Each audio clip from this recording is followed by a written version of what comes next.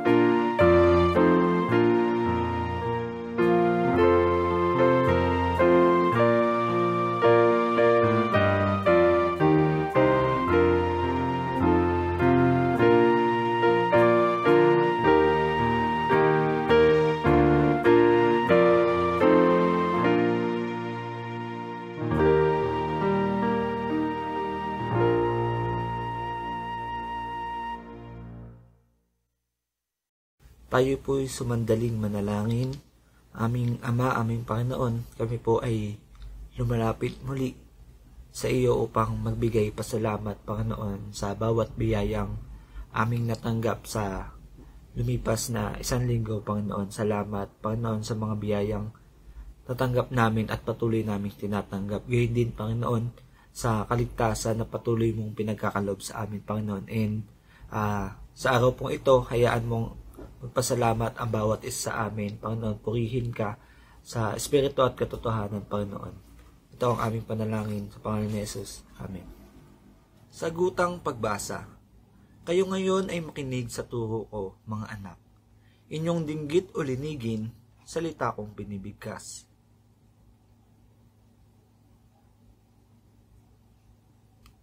Ito'y aming narinig na, kaya naman aming alam. Nagbuhat sa aming ninuno na sa aming isinaysay.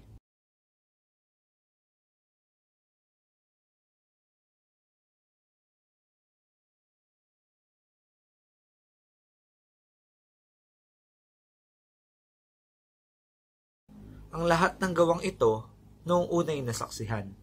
Ang nangyari sa Ehipto sa lupain nitong Sowan.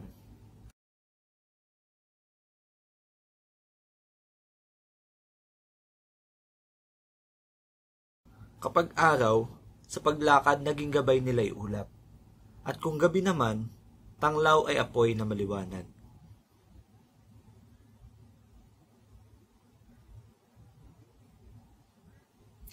Tayo pong lahat, mula roon sa batuhan, ang tubig ay umaagos.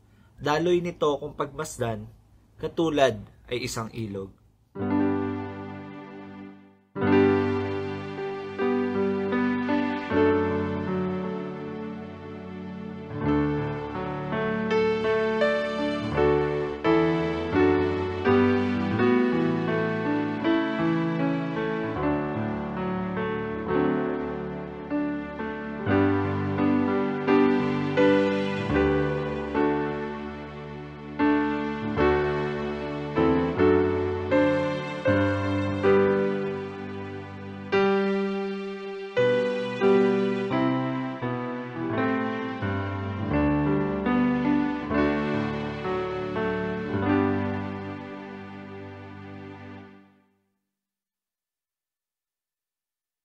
Magandang umaga po sa ating lahat. Nandito naman po tayo uli sa ating pag-worship sa ating Panginoon. And purihin po natin ang ating Panginoon sa pamagitan ng awitin. God is good all the time.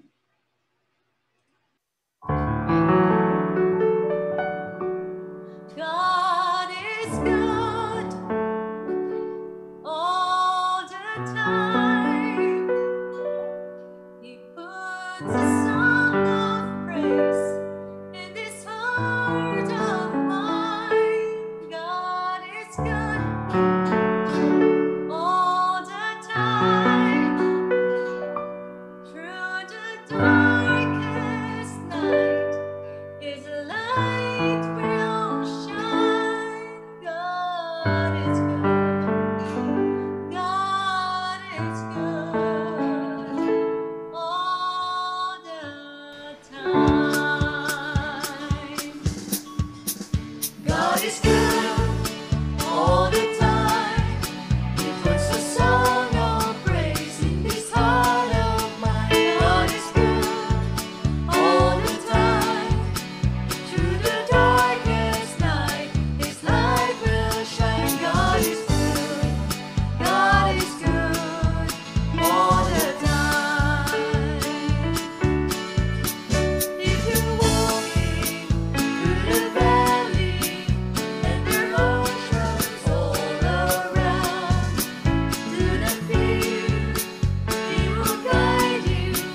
He will keep you safe and sound. For He has promised to never leave you nor forsake you. And His word is true. God is good all the time.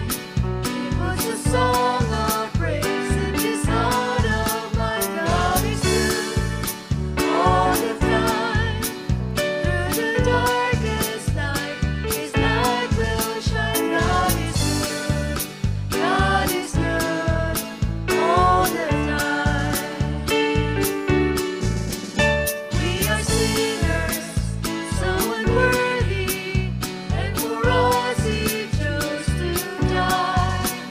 Fill us with His Holy Spirit, now we can testify that He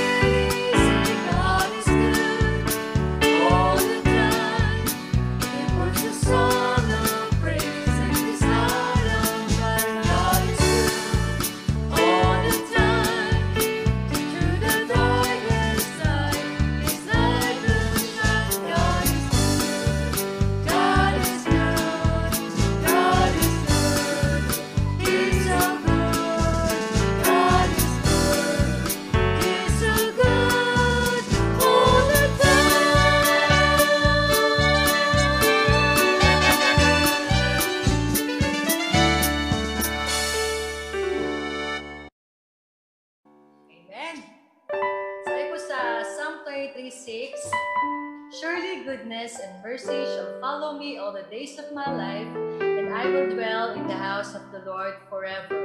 Sa Tagalog po, tunay na ang kabutihan at kawaan ay susunod sa akin sa lahat ng mga kaarawan ng aking buhay, at ako'y tatahan sa bahay ng Panginoon magpakailan man. So ito po ay isang comfort sa atin, promises Lord ng Lord para sa atin. I love you, Lord, for your mercy never fails me. All my days I've been held in your hands. From the moment that I wake up till I lay my head, oh, I will sing of the goodness of God. Kantayin mo natin. I love you, Lord,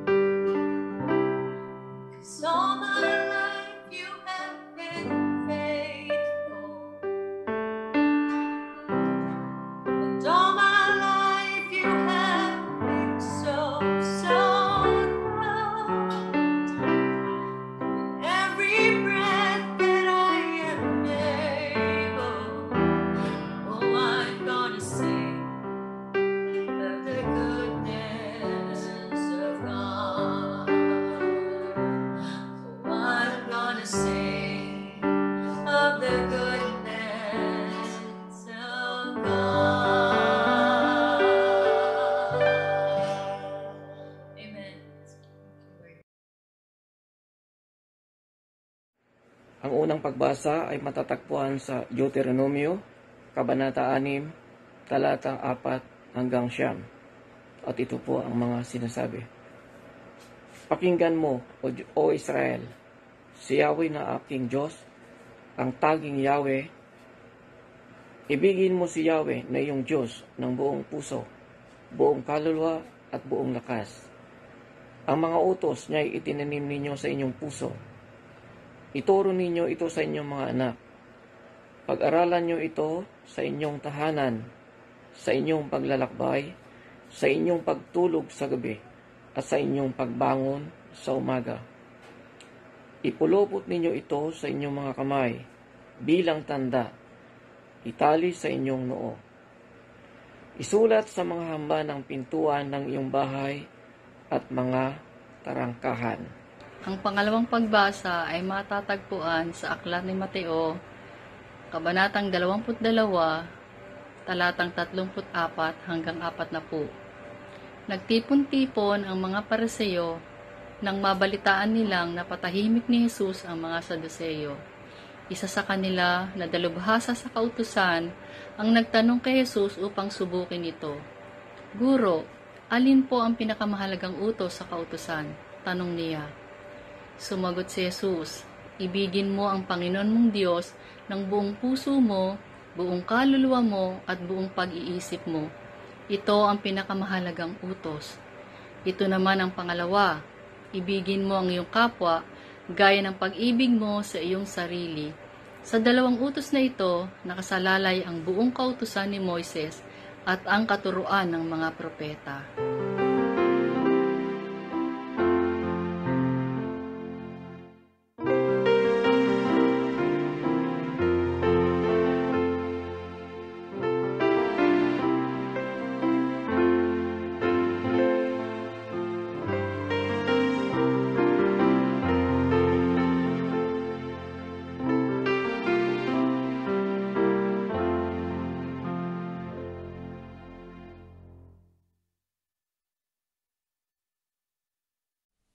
The Bible says in Romans 8:32, He who did not spare his own son, but delivered him up for us all, how shall he not with him also freely give us all things? Kung binigay daw po ng Diyos sa atin ang kanyang bugtong na anak, hindi po niya ipinagkait ang kanyang minamahal na anak, bagamat hindi natin hinihingi. Ganyan ang pagmamahal ng ating Panginoon. Kaya kapatid, kung anumang lungkot o takot ang pinagdadaanan mo ngayon, huwag kang mahiyang lumapit sa Kanya. Lagi mong tatandaan na mahal ka ng ating Panginoon. Mahal ka ni Jesus at hindi ito nagbabago. Ngayon, bukas at magpakailanman. Minsan pang ibalik sa alaala, minsan pang damhin pag-ibig mong inalay sa puso mo at sa damdamin. Alinlangan ay wala, inibig ang tulad ko, inibig mong tunay.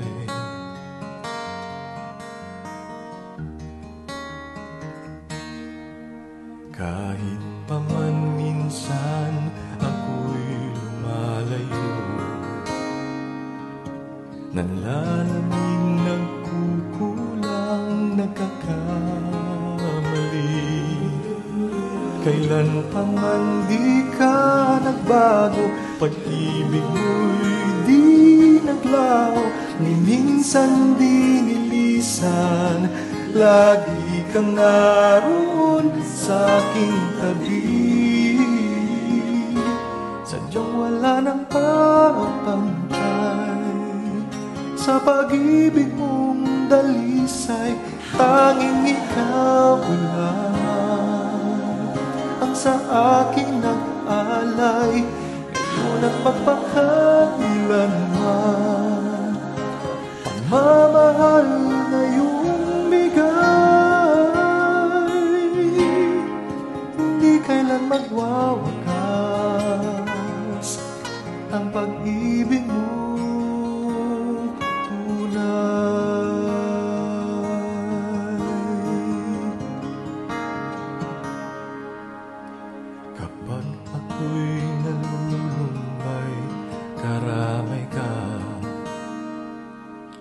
Sa sandaling kailangan ka, ika'y nandyan.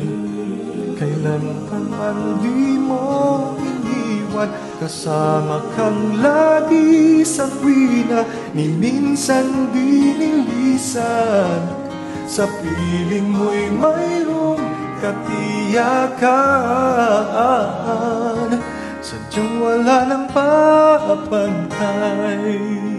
Sa pag-ibig mong dalisay, tanging ikaw lamang ang sa akin nag-alay, ngayon at magpakailanman. Pagmamahal na iyong ligay, hindi kailan magwawakas ang pag-ibig mo. Tunay sa pag-ibig mong dalisay,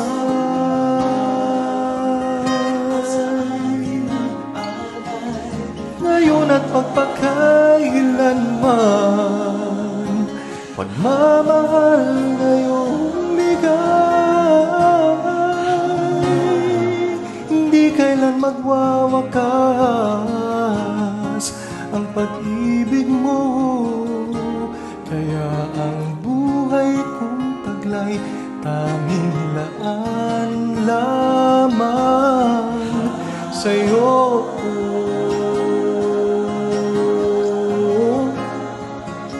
Sa pag-ibig mo,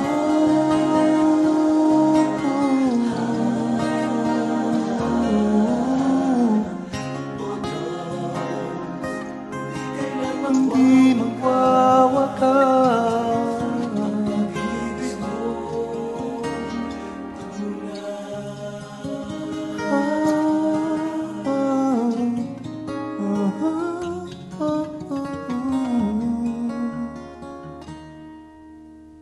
Salamat aking Diyos sa iyong pagmamahal.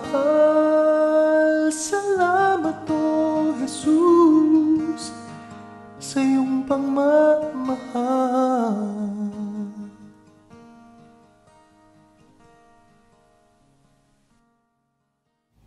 Ating pong ihanda ang ating puso't isipan sa pakikinig ng mensahe ng buhay na dadalhin sa atin ng ating diakonesa, Sister Abigail Cruz.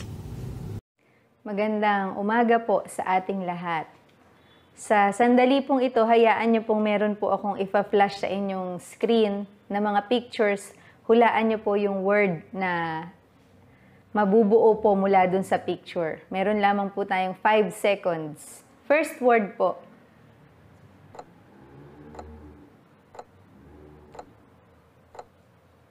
Ayan. Ang nabuo po natin ay Christian. Thank you po. Next po. Next word.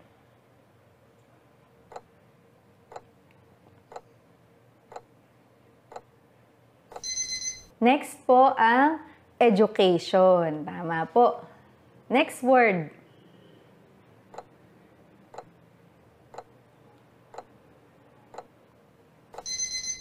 Christian, education, at home. Ayan. Ang ating pong tema sa umagang ito, sapagkat sineselebrate po natin ang CE Sunday, Christian Education and Faith Formation, Families Called to Hope.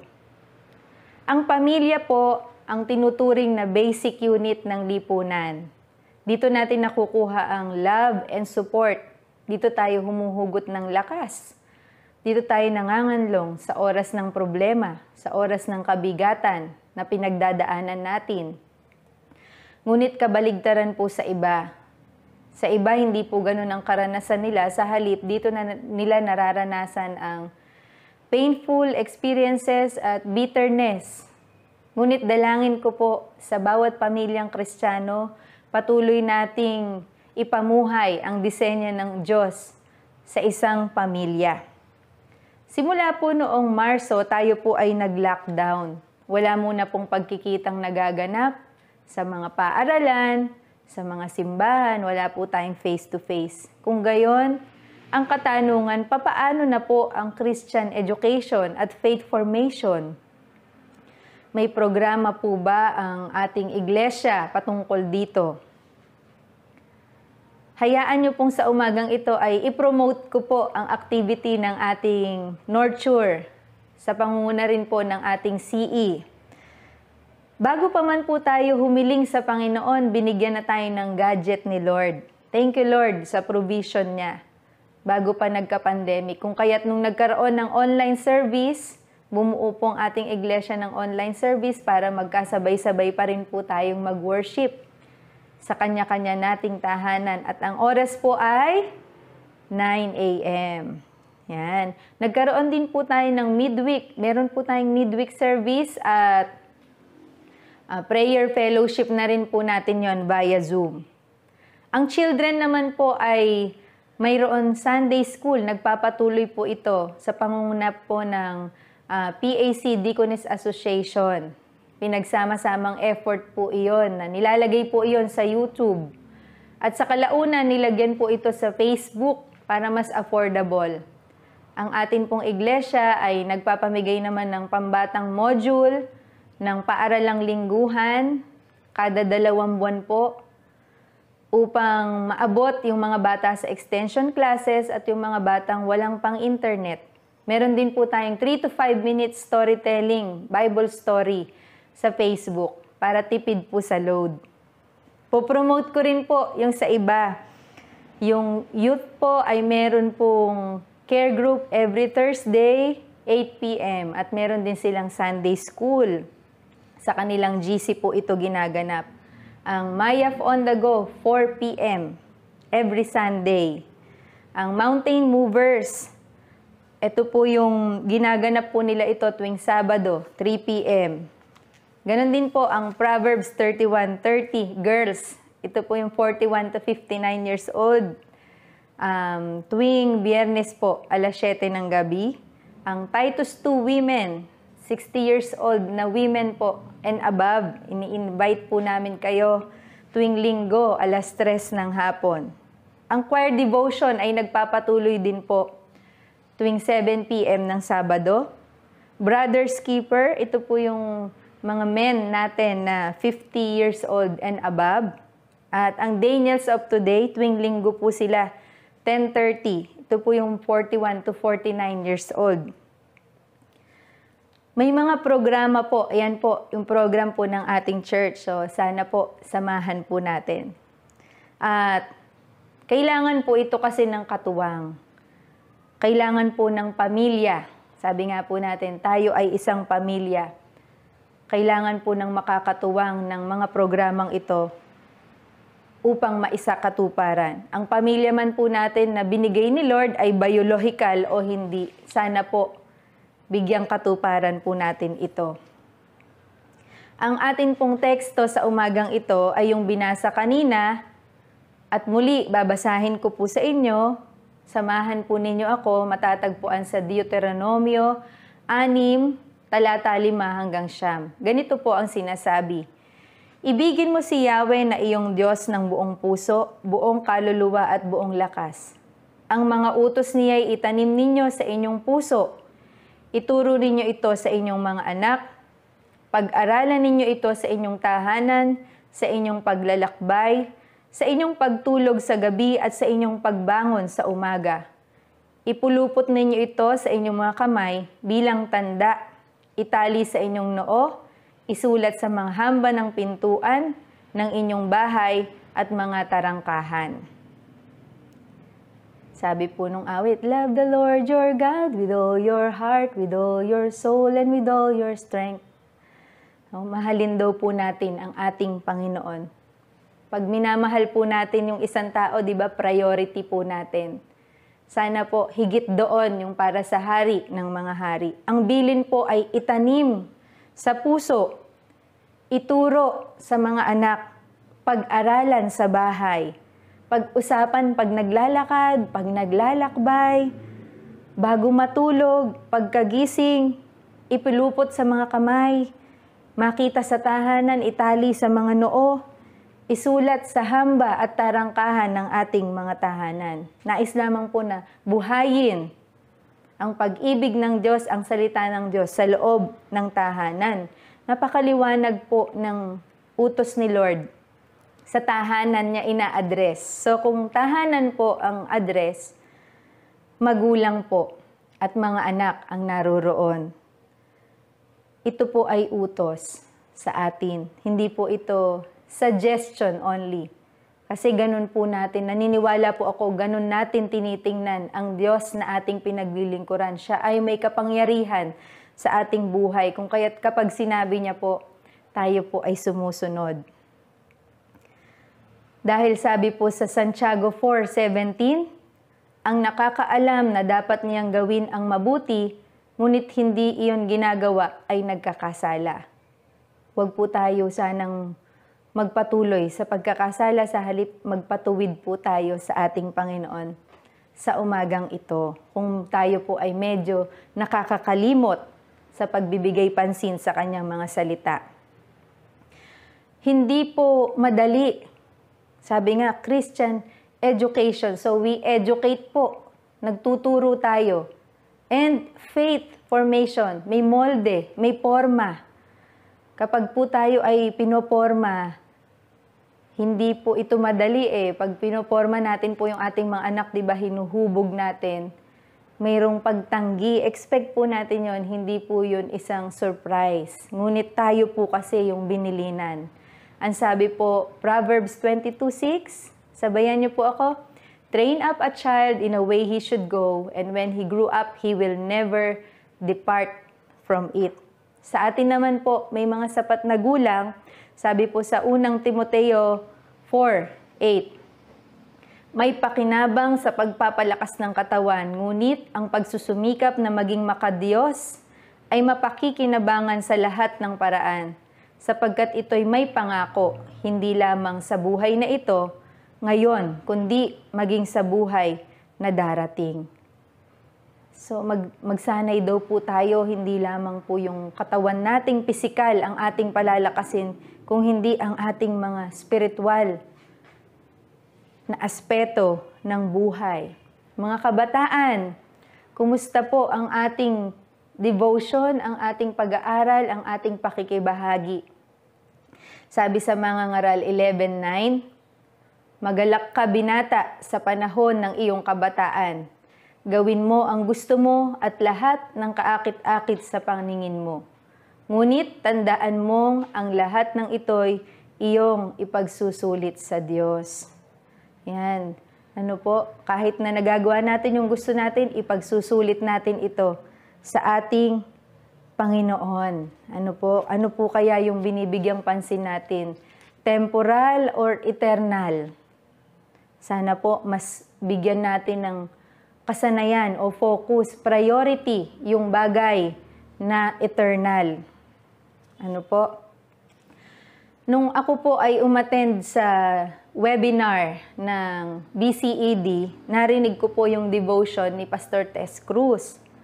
Ang sabi po doon, noon daw pong 1960s to 1970s, nagkaroon ng Christian homeschooling movement, kung saan ang mga magulang ang nagbabahagi, nagkaroon ng pagkakataon ng mga magulang ang nagbabahagi ng kanilang pananampalataya sa kanilang mga anak. Ang pandemyang ito po ay nagbukas sa atin upang i-adapt ang CE or Christian Education Homeschooling Method. Yan, nasa bahay na po natin, ina-adapt na po natin kasalukuyan. At tayo po, mga magulang, ang tatayong Christian educators. Tayo po iyon. Kaya leaders po ang bawat mga magulang. Samantalahin po natin ang pagkakataong binigay sa atin ng Panginoon. Hindi nga maganda dahil pandemya, pero ginawa itong maganda ng Panginoon. Nasa atin po ngayon, mga magulang, ang paghubog. Nasa mga kamay po natin ngayon, ibinabalik ng Panginoon ang buong paghubog sa espiritual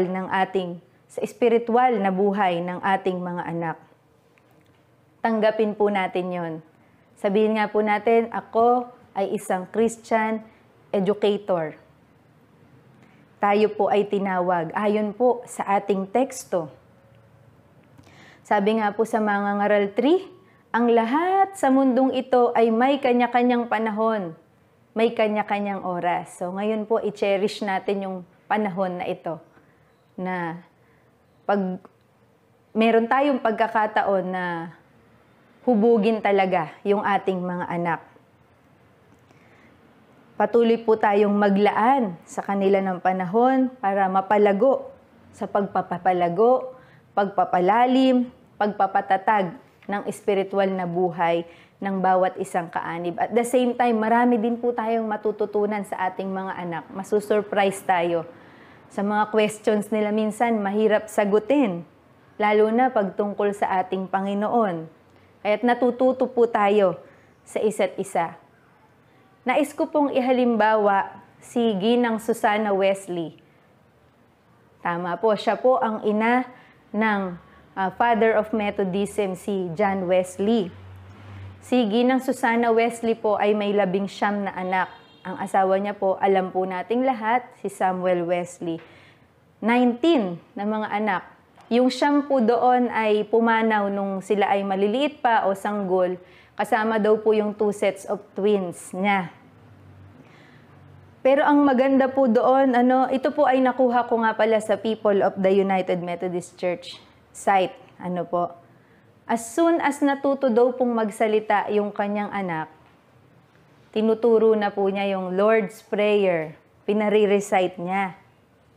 At mayroon na rin pong reading of Psalms at Old Testament at New Testament kapag marunong nang magbasa. At ito po yung maganda. Kapag araw po ng Sabat, araw ng pagsamba, ginigising niya po ng maaga yung kanyang mga anak. Para para ma-distinguish ng kanyang mga anak yung pagkakaiba ng araw ng Sabat sa ordinaryong araw. Lalo na po ngayon, mga magulang, mga kapatid, nasa panahon tayo ng mga online classes, modular, blended learning. Ipa-distinguish din po natin sa kanila yung pagkakaiba ng araw ng Sabat sa pagkakaiba ng pinanonood nila yung kanilang guro sa online class sa ordinary day. So yun po yung ginagawa ni Ginang Susana Wesley. At tuwing gabi, meron din po siyang ginagawang kapamaraanan. At siguro po, ginagawa rin po ng iba. Ang sabi niya po sa kanyang sulat, to her husband, she wrote, I take such a proportion of time as I can spare every night to discourse with each child apart. On Monday, I talk with Molly. On Tuesday, with Hetty. Wednesday, with Nancy. Thursday, with Jackie. Friday, with Patty. Saturday, with Charles. Wow! Ang dami niya pong anak pero may panahon siya na makikipag-discourse daw siya sa bawat gabi. So, nandun na rin po yung counseling. Kumusta po ang ating pakikipag-relate sa ating mga anak, mga magulang at mga kapatid. Napaka-systematic, intentional, dahil lalagyan niyo po talaga ng schedule, relational, napaka-effort ng kanyang ginawa. Kung kaya't sumilang ang 2 significant persons sa ilalim ng kanyang pangangalaga, sa pangangalaga ng isang ina na si Susana Wesley, na kilalang-kilala po natin sa Methodism. Si Charles Wesley, na composer po, nagsulat siya ng mga hymns na hanggang ngayon kinakanta natin 1,000 plus hymns. Ilan po dyan, forgive me po sa aking tono, ilan po dyan yung mga favorite natin. Oh, for 1,000 tongues to sing, love divine, all love's excelling. Hark the herald angels sing, Rock of Ages, clap for me. Christ the Lord is risen today. Hallelujah. At marami pa pong iba na nire-revive ng mga banda, nire-revive ng mga kabataan na sinulat po iyan ni for credits lang po kay Charles Wesley po. Ano po? At yung isa naman po, si John Wesley, na father o founder ng Methodism. Susanna trained her children the way they needed to go. Tayo po, alam ko po may kanya-kanya po tayong sistema. Pero sa bawat sistema po natin na iyon, isama po natin ang pagbibigay prioridad sa salita ng Diyos. Ang pagpapayabong nito sa ating mga tahanan. Kailangan po nating maging intentional. Effort. Extra effort sa kabila ng pagod natin dahil marami po sa atin ay nagtatrabaho. Natitiyak ko po, hindi po tayo padadaig kay Ginang Susana Wesley sa pagmamahal sa ating mga anak. Mahal na mahal po natin sila. Hindi po tayo papayag na hindi sigurado yung ating ibinibigay sa ating mga anak. Tayo po ay mga sigurista. Sabi po nung isang kwento na uulitin ko po sa inyo, isang anak daw po, tinatanong, Tay, ang assignment po namin sa Filipino, ano po ba yung spelling ng barangay? Isang G o dalawa po yung G? Nag-isip po yung tatay. Ang sabi niya, tatluhin mo para sigurado. Nakakatawang istorya po pero ganyan po tayo. Sigurista tayo pagdating natin sa ating mga anak. Kaya't kung sigurista po tayong totoo, ibigay po natin sa ating mga anak yung mga bagay na kapaki-pakinabang at nagdudulot ng buhay at karunungan na kailangan nila sa buhay na ito. Katulad po ng isa pong kwento na ito, yung isang bata daw po, meron siyang tri-bike. Paikot-ikot po siya dun sa block. May nakapansin, bakit ka dyan paikot-ikot lang? Tingnan mo yung mga kaibigan mo, ang saya nila kasi kung saan-saan sila nakakarating. Ang sabi po nung bata, ang bilin po kasi ng nanay ko, hindi ako magkocross ng street. Dito lang daw po ako, pahayag siya, pero wag po akong magkocross ng street. Nakakatuwa po yung sagot ng bata. Sa gitna ng masaya yung kanyang mga kasama, mas masaya po yun. At sino naman din ang magsusumbong na nag-cross siya ng street kung hindi naman siya nagalusan. Pero nagre-rema sa batang iyon yung bilin ng kanyang magulang na doon lamang siya. Tayo po, kasama po ako, mga anak, mga kapatid, gaano natin pinahahalagahan ang tinig ng ating mga magulang, ang tinig ng ating Panginoon sa gitna ng nakabibinging alok ng sanlibutan. Tayo din po, mga magulang, gaano po kalakas ang tinig ni Lord sa ating buhay. Lalo't higit sa umagang ito, sana po ay patuloy na nangungusap sa atin ang Panginoon. Pinagkatiwala po ni Lord sa atin ang mga batang iyan. Kung kaya't sa Kanya po natin i-dedicate. Palakihin po natin sila sa aral at tuntunin. Maipakita po natin bilang mga magulang ang isang mabuting halimbawa ng nagpapahalaga sa salita ng Diyos. Patuloy po nating itanim sa kanilang puso, ituro sa ating bahay, sa ating mga anak, pag-aralan, sa ating paglalakbay, sa ating kwentuhan, isama po natin. Bago matulog, pagkagising sa umaga, ipilupot sa kamay, itali sa noo, isulat sa hamba at tarangkahan. Buhayin ang salita ng Diyos. Mahal po natin ang Diyos kung kaya't gagawin po natin ito dahil ang sabi, mahalin natin ang ating Diyos ng buong puso, buong kaluluwa at buong lakas. Iyon po sana ang mag-drive sa atin upang patuloy nating saliksikin ang salita ng Diyos. Papaano po? Bigyang prioridad po natin.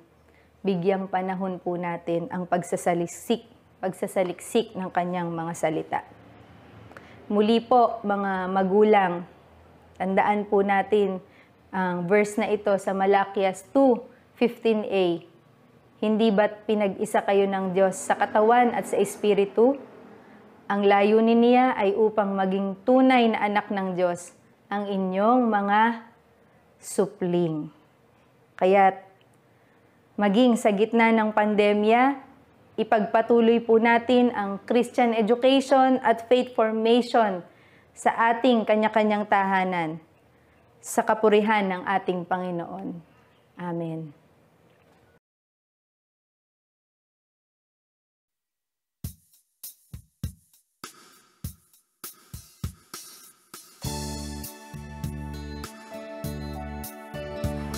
Walang sino man ang nabubuhay para sa sarili lamang.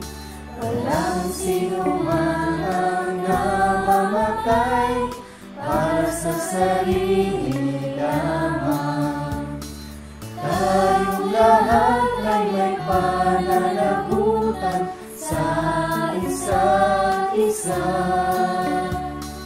Tayong lahat ay tinipon ng Diyos na kapiling niya.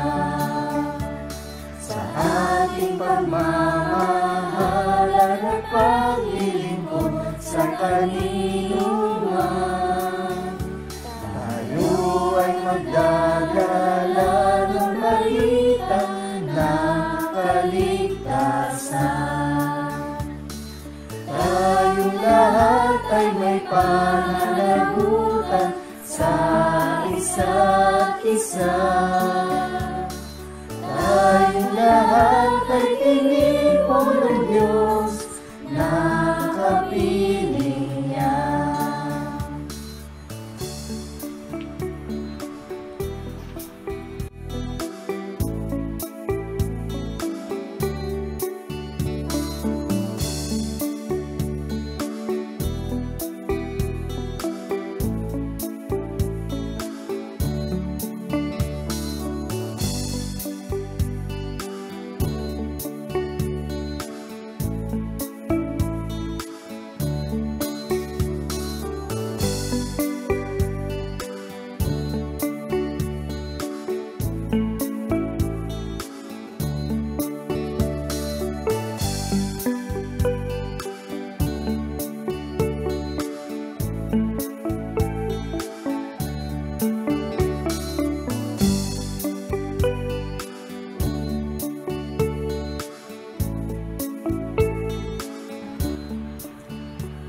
Sabay-sabay nang aawitan ang mga bansa.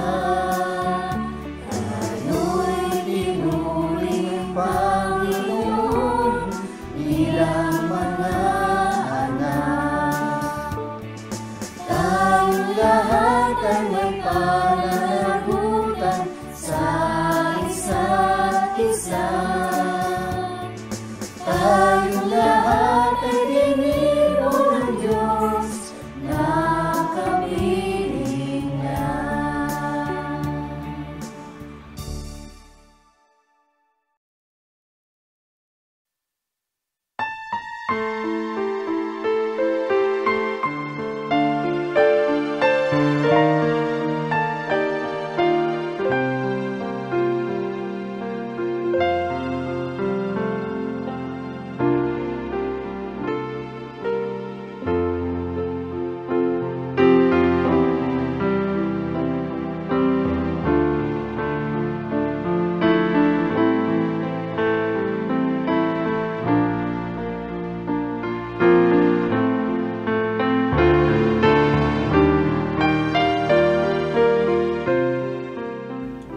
Ating pong awitin, awit ng pasasalamat, trust and obey.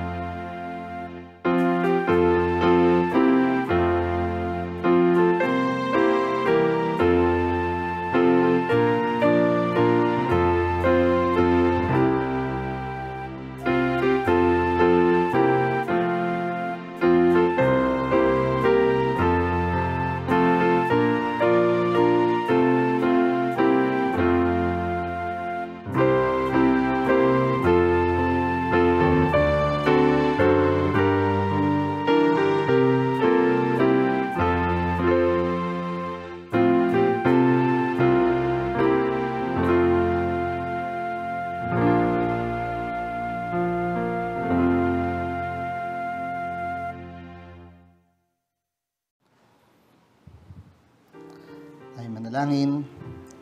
Mapagpala naming Diyos, kami sumasamba sa iyo sa umagang ito. Tanggapin po ninyo ang aming sama-samang pagpapasalamat. Kinikilala po namin ang iyong mga salita.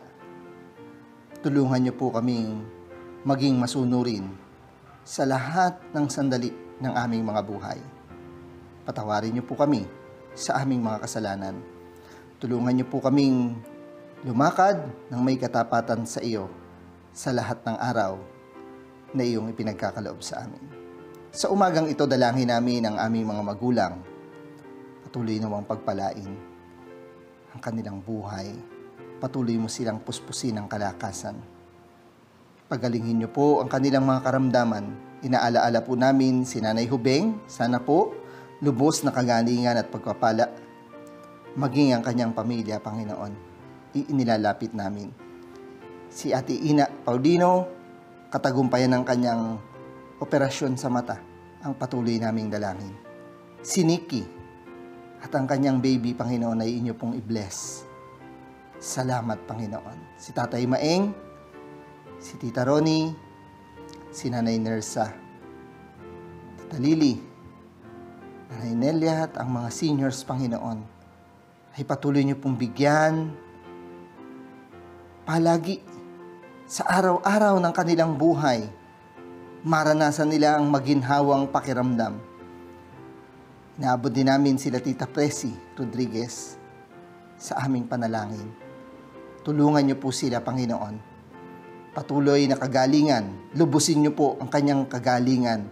Maranasan niya ang patuloy na kalakasan mula sa iyo. Si Johan Santos, patuloy niyo pong yakapin. Ipadama niyo po sa kanyang iyong pagmamahal. Katiyakan, Panginoon, na ikaw ang patuloy na magpapala sa kanya. Si Nanay Loida, Tatay Manuel San Antonio, inilalapit namin at pinagkakatiwala ang lahat ng kanilang karamdaman. Patuloy niyo pong pagalingin, Panginoon, ang lahat ng iyon sa pangalan ni Jesus. Inihiling din namin sila Arnie Gregorio, patuloy niyo pong ipadama sa kanya ang iyong kapangyarihan at patuloy na kalakasan at kagalingan sa pangalan ni Jesus. Ganon din pong lahat ng infected ng COVID-19, Panginoon. Kagalingan ang aming hiling sa pangalan ni Jesus. Ang mga frontliners, patuloy niyo po silang pagpalain. Ang mga naghihirap, inyo nawang tulungan at bigyan ng bagong buhay at pag-asa. Ang mga nangungulila, i-comfort niyo po, lalong higit ang mga naulila ni Tatay Rudeng, Panginoon. Dalangin namin ang kaaliwan at kalakasang mula sa iyo ang kanilang maranasan. Salamat po, dakilang Diyos. Nihiling din namin ang patuloy na pagkilos nyo sa gobyerno sa aming gobyerno, Panginoon, sa aming bansa, mula sa aming presidente, President Rodrigo Duterte, at ang kanyang mga kabinete, at ang lahat ng namamahala, Panginoon. Bigyan niyo po kaming lahat ng takot sa iyo. Ikaw ang aming sundin, ikaw ang aming patuloy na bibigyang kaluguran upang ang lahat ay makapamuhay ng mapayapa at may kasaganaan. Salamat po, Panginoon. Ganon din nadalangin namin ang mga nagdiriwang ng kaarawan. Bless niyo po sila, Panginoon.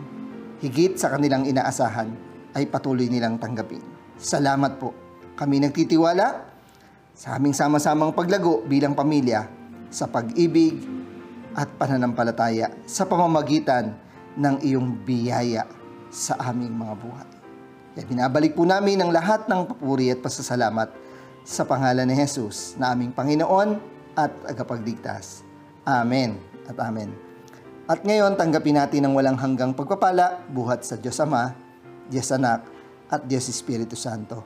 Mamuhay tayo ayon sa kanyang salita. At patuloy nating bigyan ng kaluguran at karangalan ang ating Diyos. Mula ngayon at magpakailanman. Amen at amen.